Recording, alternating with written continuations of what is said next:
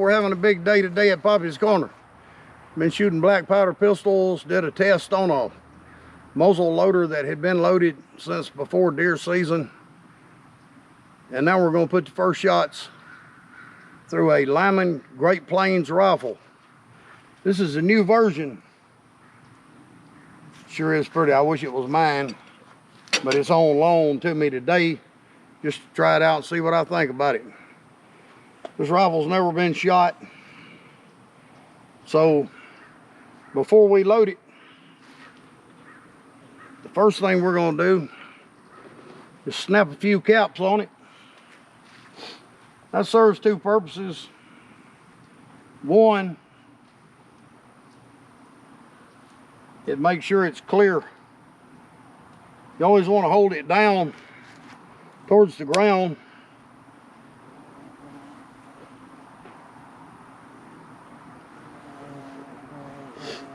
When you do this,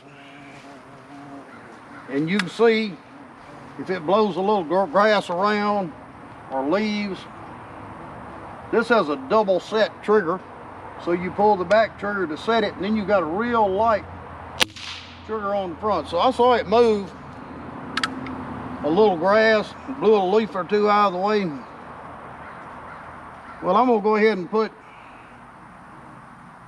a couple more caps through it just to make sure the flash hole's clean.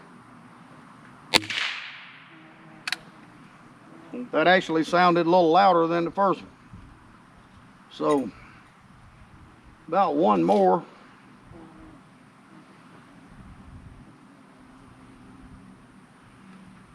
Now you can pull this front trigger without setting it. It's just a little harder pull, but it still works. These are CCI number 11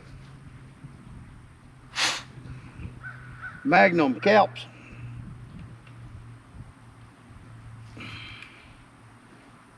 So we're going to use that back trigger to set it. I'm going to let it down, put it in the half cock notch to load it.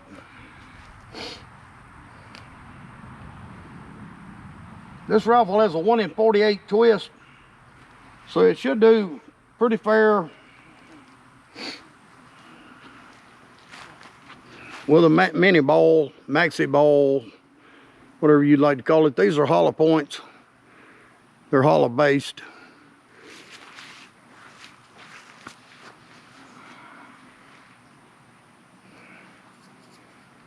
We're going to start out with some GoX 2F. Once again, I love my little powder measure. It's got a funnel built into the end of it. This is a little coarser powder than what I shot earlier. It'll break all those loose grains off. And we're just going to put it over here like this, let it run in kind of slow. If I had my loading tube handy, we would use it, but I do not, so we'll just drop the powder in that way. As you may know, I like this boar butter. It works real good. These are some fairly old bullets, hand-me-downs.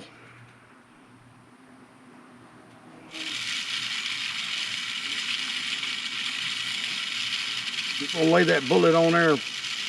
This does not appear to have an oversized bore at the end like some of the other rifles do, to make it easier to start. So we're just gonna pack that in best we can with this ball starter. And I really don't think it should be that hard to do.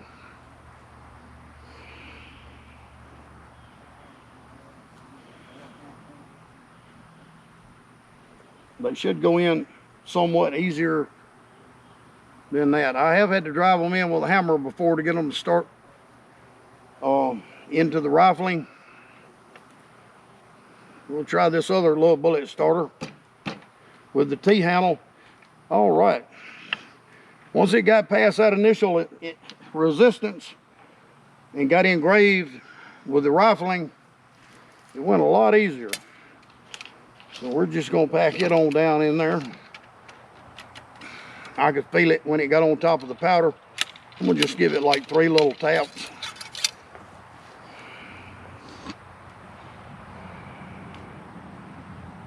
We're gonna cap this primer tin, put it out of the way.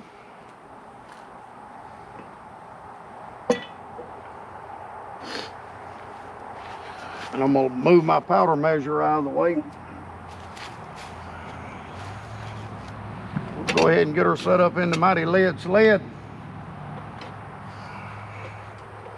It's a little front heavy.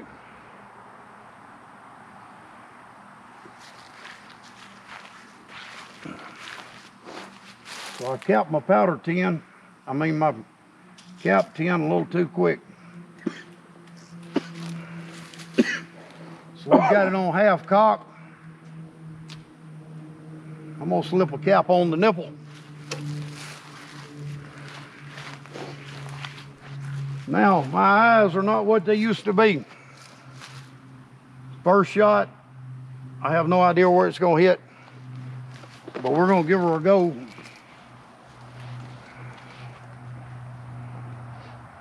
If I can get these sights lined up just right.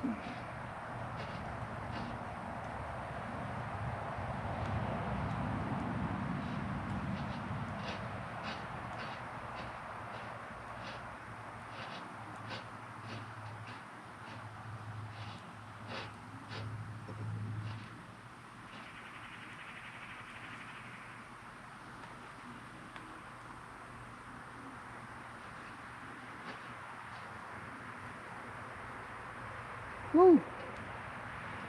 I ran out of elevation. So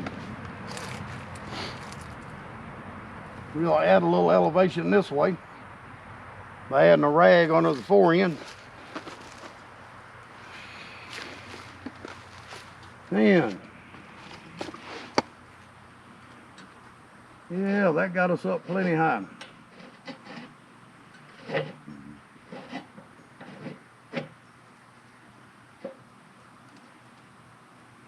So we're here at 50 yards.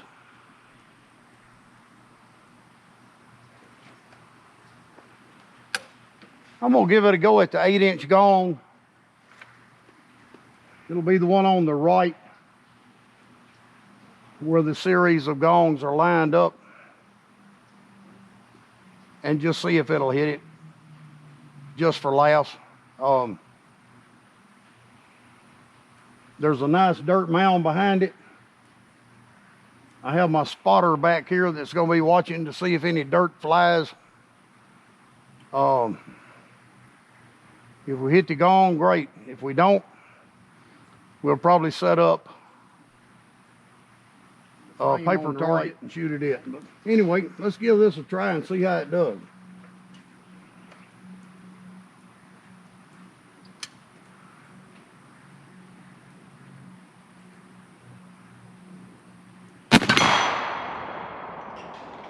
Well, as you can see, the gong's spinning pretty good. So I will call that a very nice test.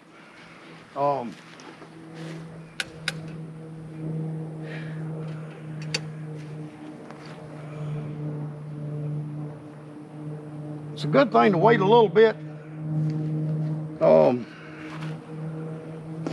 in between loading these.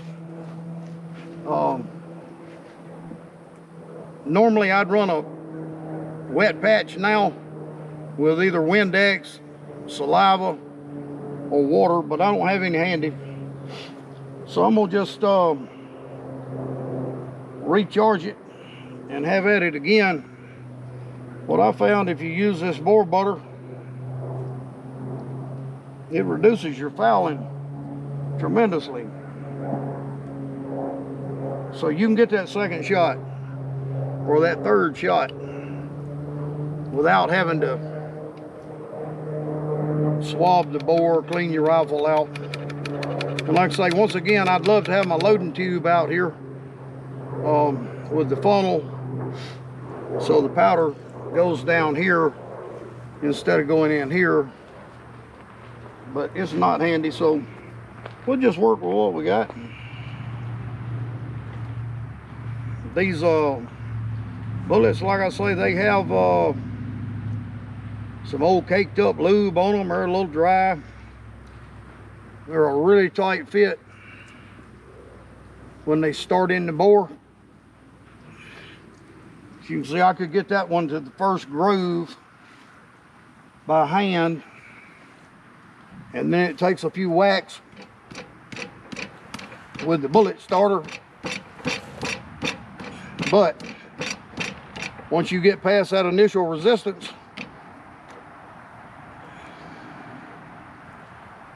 it goes in with just a push. So we'll make sure that's tight. We'll see if we can bring that home.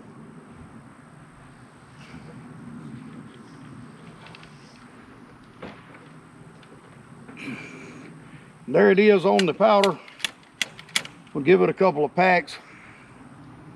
If this were my rifle, my spare rod, which is a good idea to save from scratching this one up, I would take a Sharpie and put a mark right here once I had determined the most accurate powder charge and bullet combination.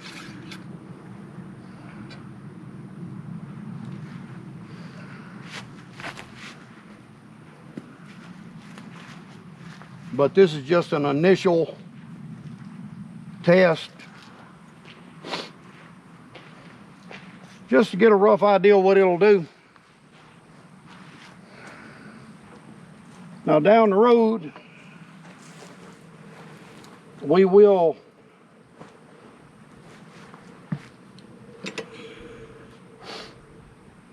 we'll be shooting this on paper, moving the sights as necessary, getting it zeroed. So I'm gonna make it a little harder and go down to the next size gong and see if we're close enough to do that.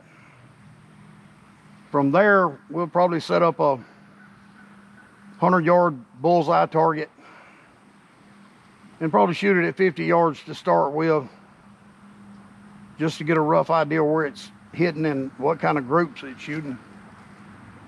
But this will give us a good idea of the accuracy potential just by shooting it with these crude iron sights that Poppy can hardly see.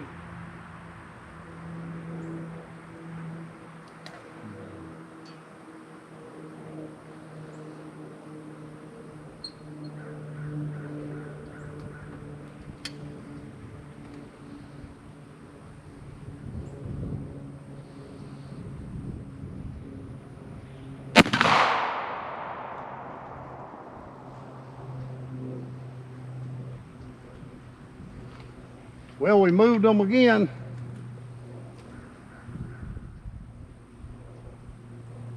So I'd say right out of the box, I wouldn't be scared to shoot a deer in the vital zone at 50 yards.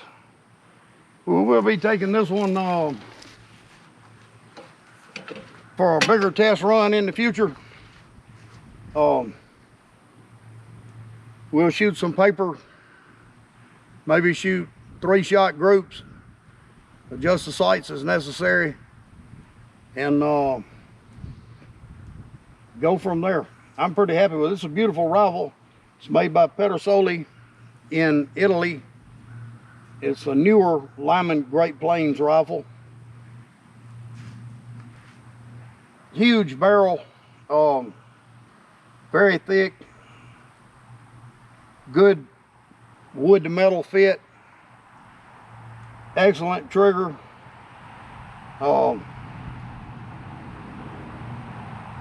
I like it. I hope y'all did too. We'll see you next time.